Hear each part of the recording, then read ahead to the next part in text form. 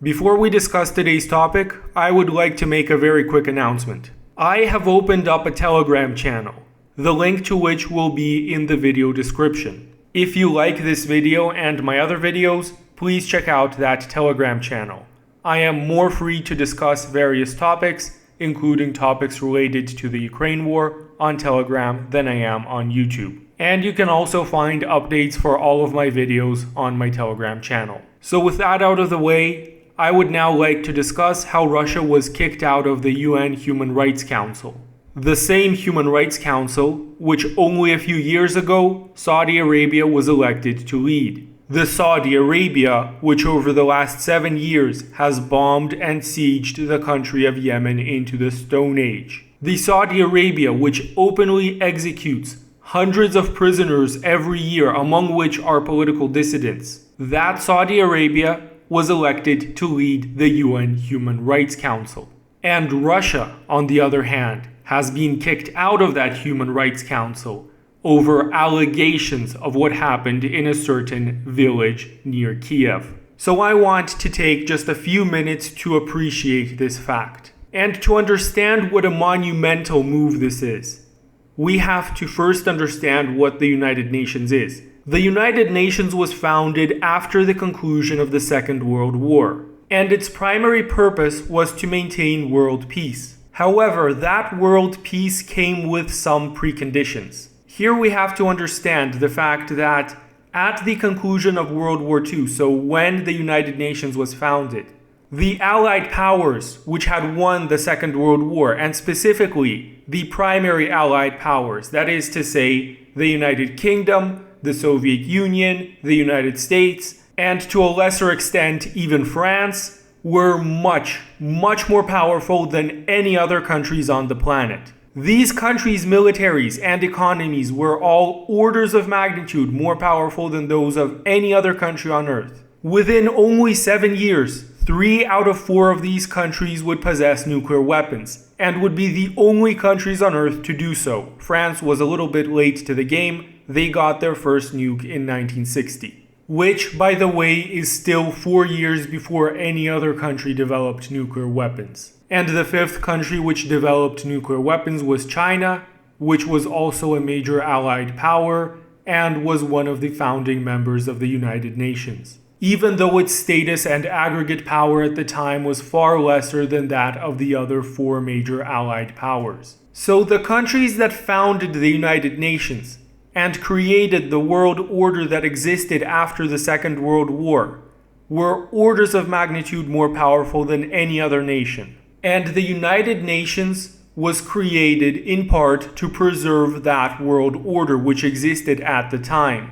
That is to say, the world order that came to be after the Second World War. That world order in which you had a few countries that were basically at the forefront of humanity, and the United States was the first among equals. Because we have to remember that it was the United States which had by far the world's largest economy and the world's largest aggregate military power immediately after the Second World War. The Soviet Union at the time, during the late 1940s and early 1950s, was nowhere near as powerful as the United States. Its nuclear arsenal was nowhere near as large or as advanced, and as of the late 1940s, the Soviet Union was still regularly undergoing periods of starvation because all of its agriculture was destroyed during the Second World War. So essentially, the world order that existed at the time was that the United States was the absolute top dog, then you had a few other countries which were second to the United States,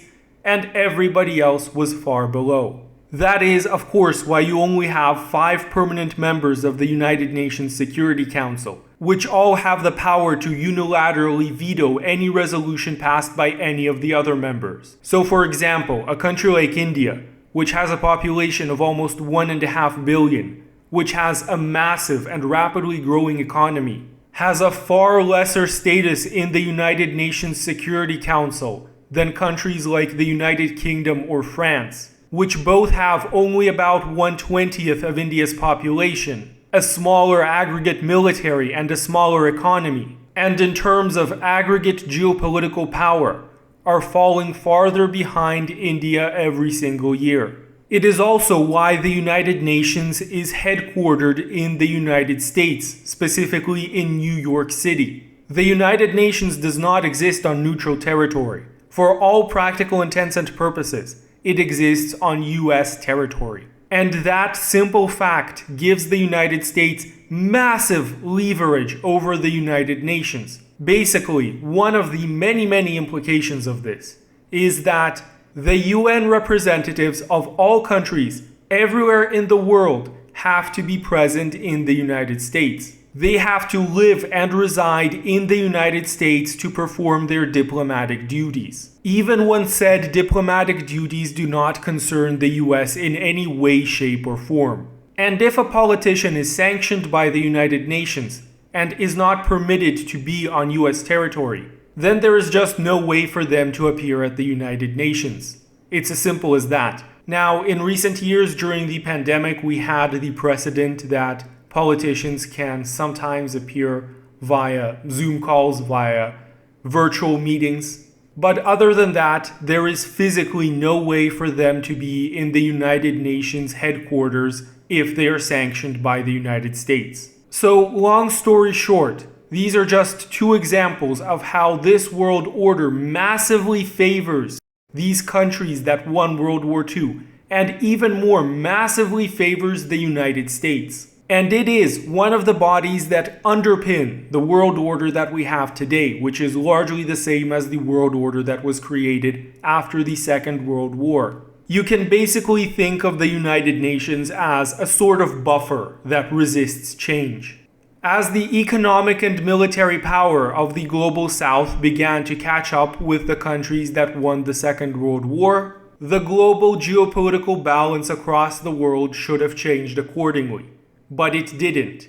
And one of the main reasons for why it didn't change is the United Nations, which is this artificial buffer, which carries such a high station in world politics, and which so heavily favors some countries over others. But the thing is, buffers can never resist change absolutely. They can only slow down the process of change. And here I would use the analogy of a chemical buffer solution, which keeps the acidity of a substance at roughly the same level even as you add more basic solutions or acidic solutions, until you add enough, until you add that last little drop where the buffer completely stops working. Another analogy would be until that last straw is dropped which breaks the camel's back. Now, it's been almost 80 years since the Second World War has ended. The world has changed a lot since those days. And every single year it's becoming more clear that the world order which was founded after the Second World War is unsustainable. That is to say, we are already very close to that point where the buffer solution stops working. We are already very close to that final straw which breaks the camel's back. And this is a natural consequence of the fact that countries across the global south are becoming more and more powerful in geopolitical terms, and this simply isn't being reflected in the United Nations. Which means that the United States was already about to lose this world order which so heavily favors it over any other country. And if that wasn't enough, the collective West now decides to undertake this step, which discredits the United Nations and undermines its power even further, by unilaterally removing one of the 5 permanent members of the United Nations Security Council from the United Nations Human Rights Committee. And here is the real kicker. All of this is happening over an allegation. Not even something that is based by some kangaroo investigation like so many of the other war crimes that the United States loves to always accuse other countries of. In this case, the Pentagon openly stated that they have no way of confirming Ukraine's claims over what happened in this village near Kiev. So we haven't even had a kangaroo court.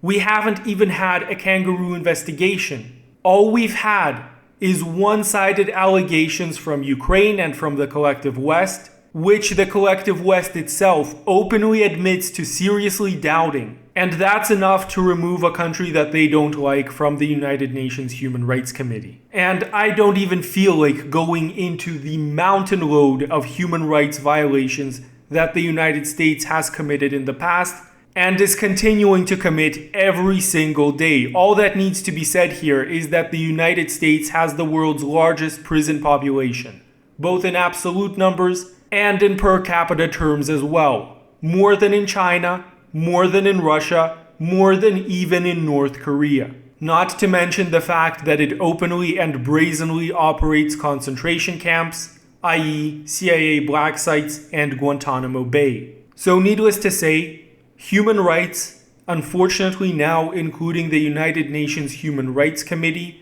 is just a way for the West to virtue signal. Of course, the UN Human Rights Committee is not something that is as big as the United Nations Security Council, but nonetheless, both are part of the same organization. And this move of unilaterally kicking out a major country from the UN Human Rights Committee over one-sided allegations that have not even been discussed in any investigation, again, not even a fake kangaroo investigation. This move does two things. First of all, it undermines the very world order that the United States has ridden on for the last 80 years. Because it so heavily undermines faith in the United Nations and in the United Nations' impartiality, the United Nations is now going to become irrelevant. And the second thing that it does is set a dangerous precedent, wherein it is almost certain that the United States will take more drastic actions to further hijack the United Nations. And since the United Nations is headquartered on US territory,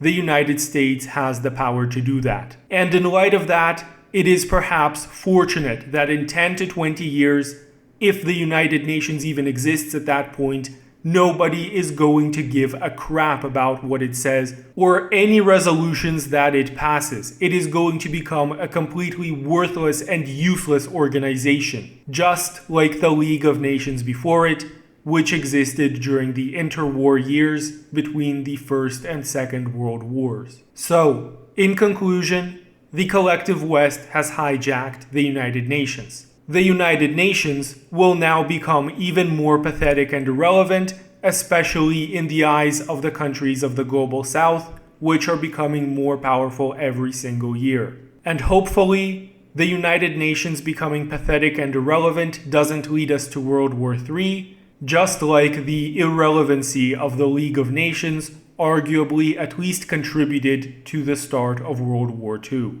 So I hope that you enjoyed this discussion, this monologue, and if you did, please be sure to leave a like. That would help spread this video via the YouTube algorithm.